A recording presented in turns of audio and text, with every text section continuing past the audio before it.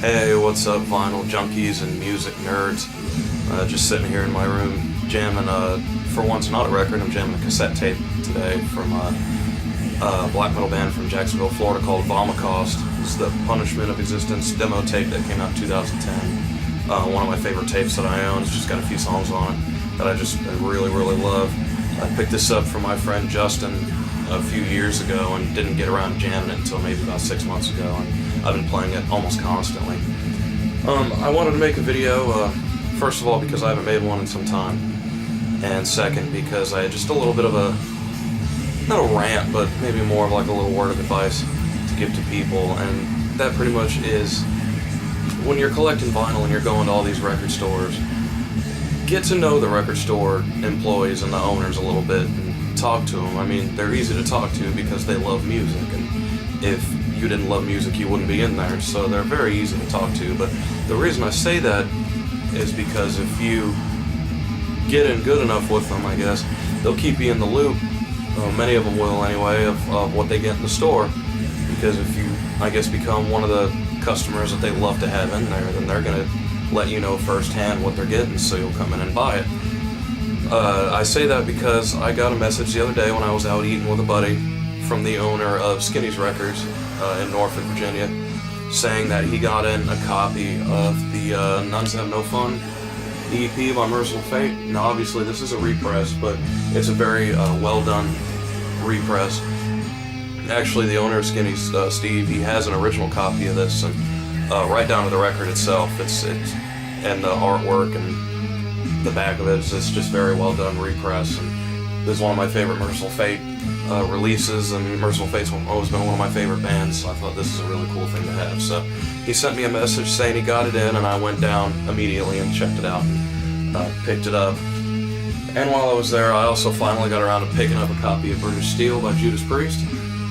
There's also another neat thing, because while I was there I found a copy of this and took it up to buy it from him, and he said, well, I have another copy in the back, and brought it out and kind of let me compare the two to see, I guess, which one I thought was in better condition. And he gave me the same price for either of them, and they were pretty much in the same condition, but I thought that was really cool of him to do.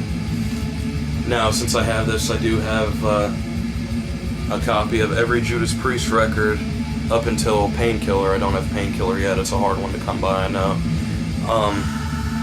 My Rock'n'Rolla album is an original. I think it was like a 1980 or 81 repress, but I think all the other ones I have are original. So Judas Priest is my favorite band, so that was a neat find.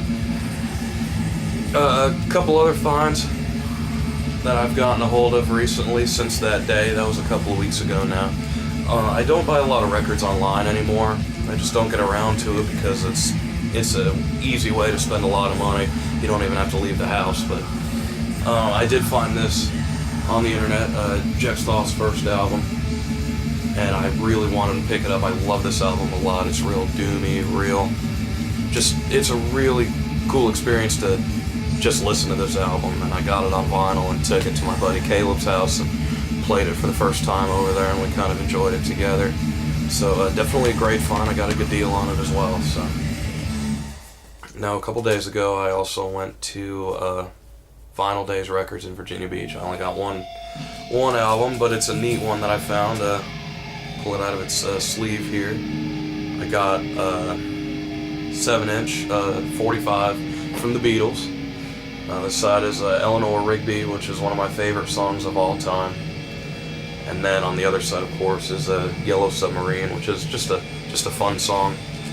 But they had a good deal on this, so I went ahead and picked it up. It's on Capitol Records there. From there, I went straight back to Skinny's Records and found a few albums. I picked up a new copy of this repress by 13th Floor Elevators. This is Psychedelic Sounds of the 13th Floor Elevators.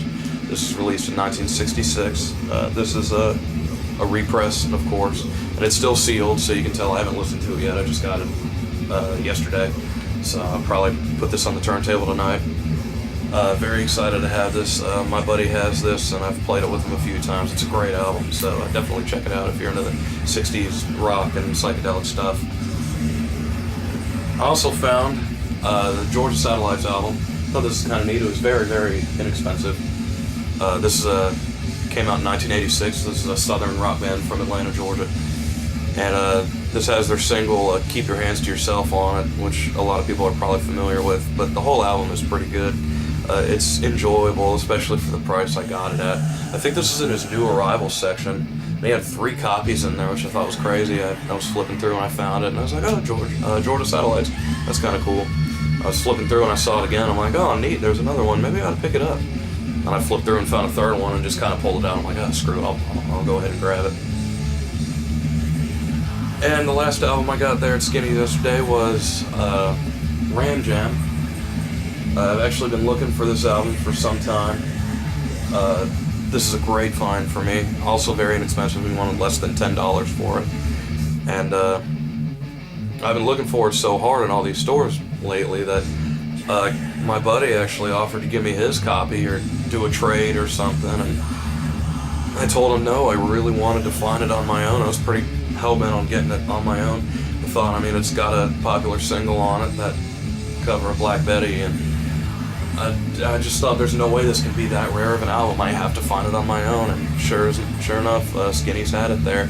Just did a little bit of digging and found it pretty quickly, so I was very excited to go ahead and grab this. And me and Steve talked about it for a little while, and some other bands as well. That's it for my recent scores. Just a little bit of news here.